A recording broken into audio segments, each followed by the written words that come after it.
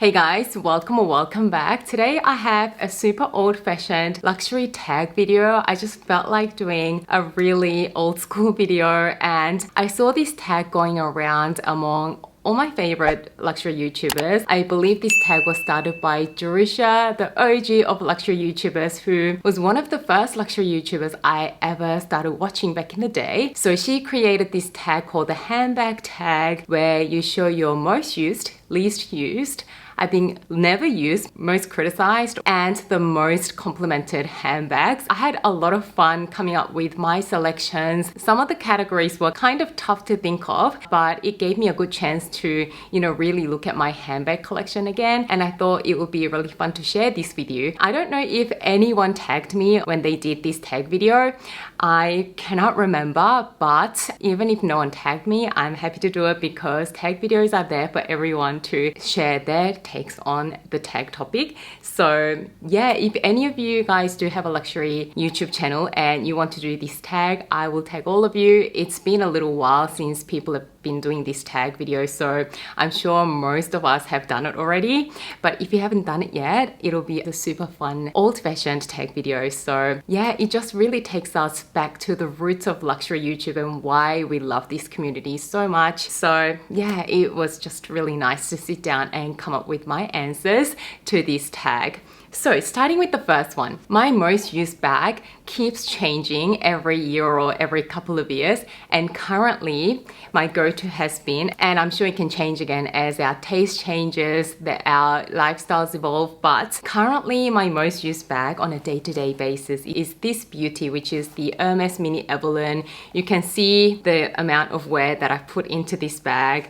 This is an interesting one because only a couple of years ago, it is a bag that was on the chopping block for me. I never used it because the silhouette was too casual and I felt like it didn't really suit my style most times. But since becoming a mom, my toddler is now just over 2 years old. This has been the best bag to use on a daily basis. Going out with her to meet friends, going to the parks and playgrounds. It's just been a really easy, slim profile, pliable, comfortable bag to use with this crossbody strap, which is a thicker sort of canvas material, and my favorite color, tan brown, which Hermes calls this color gold in the Clemence leather. It's been really good, even though it has an open top, because it is quite a mini bag and also it's got that little snap button closure.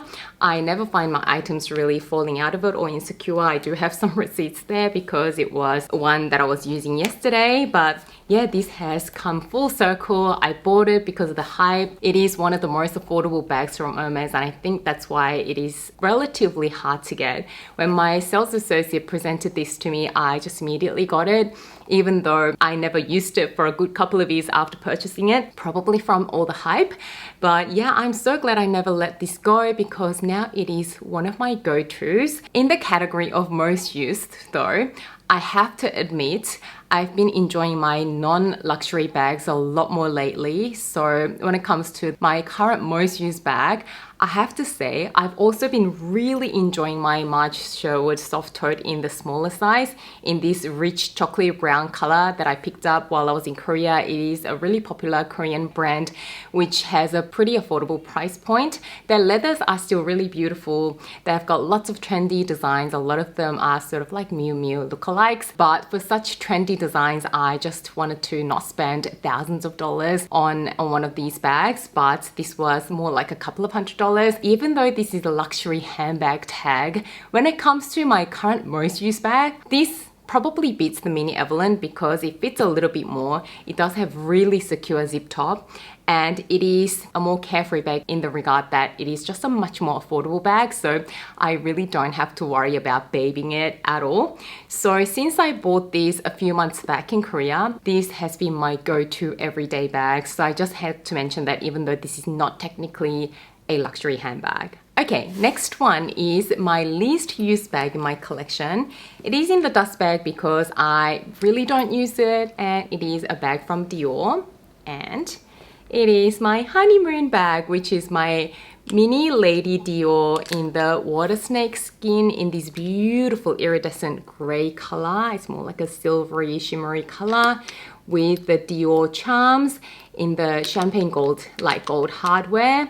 It is just so stunning, and I just love that it is one of a kind piece where not many people have this. At the time I picked this up in Monaco, I was told that only 5 of this exact bag was distributed among all of Europe and Middle East. 2 went to Dubai and 3 remained within Europe apparently. So even though the Lady Dior is such a classic and it is more or less common bag, I just love the fact that this is more unique. So when I saw this, it just had my heart.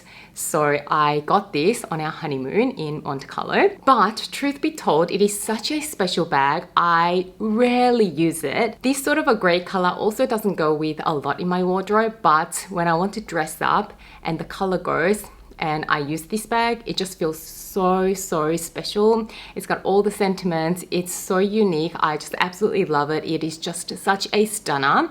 So even though it is a bag that I don't often get to use, it is my least used bag in my current collection. I am so happy to have it in my collection because it is just that special. I don't personally know anyone who has the exact same bag, whereas most of my other bags in my collection, I know at least someone who has a very similar bag or exactly the same bag. Since we do seem to like certain classics and certain styles, we do have very similar bags, but this one is probably the most unique bag out of my entire collection.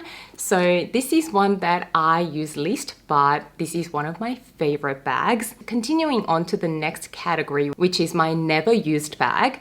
You know, I was looking at my collection again and again, going through every single bag in my collection, and I realized I don't have a singular bag that I've never used, which I am really happy about. At least I'm getting some sort of use out of every single bag that I have. So I was really proud to find out that I at least use all of my bags at some point.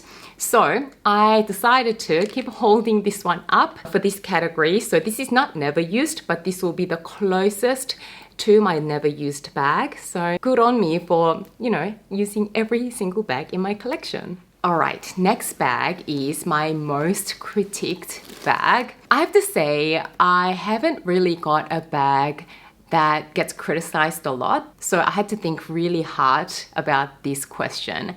And I realized that the closest thing that I have to actually put it into this category would be my Birkin 25 in the Bohemia Faubourg leather. I feel like this one is a very polarizing bag in terms of its leather.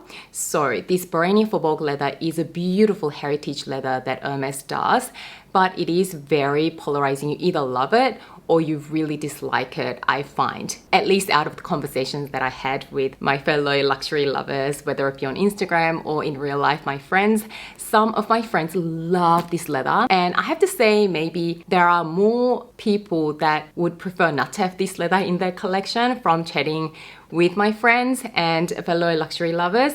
And that is because this heritage leather will age and patina over time and change and look really vintage and not very new and not very pristine. So I found that a lot of people would prefer not to deal with the wear and tear, but they would prefer to have a leather like Togo, which will stay looking pristine for a very long time, that will barely show any signs of wear. Whereas this kind of leather will age with you. It will look, you know, really used in a few years to come. And to be honest, I flip between the two spectrums as well. So some days I just love the richness of this leather, how vintage it looks, how, you know, heritage it looks and everything. And other days I look at it going, it's starting to look a little bit aged, so I'm not sure if I'm gonna like it in a few years time. So I go back and forth.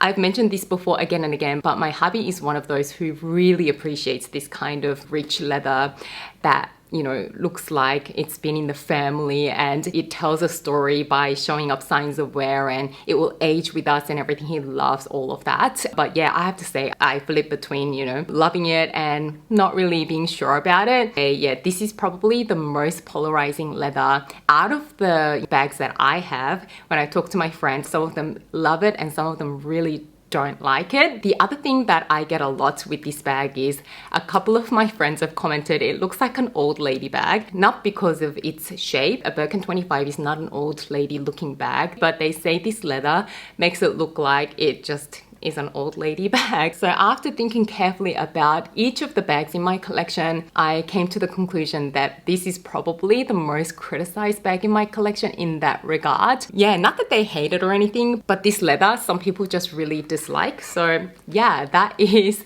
the next category. Well, let me know what you guys think about the Barania Faubourg leather. I'd love to hear your opinions. And going into our last bag on the list, which is my most complimented bag, which is an interesting one again because I also love the look of it, but to be honest, I haven't really found it as useful or practical as I'd hoped it to be when I purchased it. And it is none other than the Dior Caro backpack. I believe this is in the small size. There's even one smaller and there is a medium as well. So I believe this is a small. But anyway, this is in the aged black calfskin with the gold hardware. It is such a stunning looking backpack. I get so many compliments whenever I wear it, wherever I go, whether it be from my friends or when I'm vlogging. I mean, a lot of people always compliment on this, even when I go into the other stores. Like the other day I was in Celine and the sales associate really loved this backpack as well. Whenever I wear other designer bags, I don't remember being complimented that much, but this backpack is just so cute and luxurious at the same time that I always get comments on it whenever I wear it. But I was hoping it to be more practical. When I unboxed this bag, I chatted to you guys about why I decided to purchase this, and this was a whole exchange story, which if you haven't watched my couple of other videos on how I got this, I'll leave those videos below. But anyway, I bought this with the intention of being a hands-free, carefree backpack to carry with me when I'm going to playgrounds with my toddler. And, you know, I just thought it would be really nice to have a backpack in my collection. But what I found with this backpack situation is that I think I do prefer crossbody bags for that purpose, running around my toddler, you know, going to playgrounds, because whenever I've got this on my back, I'm just always conscious of it and I end up just leaving this in the pram. And then depending on where we are, I'm always sort of like keeping an eye on the pram. Whereas when I'm wearing a crossbody bag, I rarely feel the need to put it down. It's so easy to just, you know, leave it on. Especially if I'm, you know, on the slide with my baby, I feel like, you know, I can't really wear this as a backpack. So it's a little bit cumbersome. So it hasn't really worked out as well as I thought it would.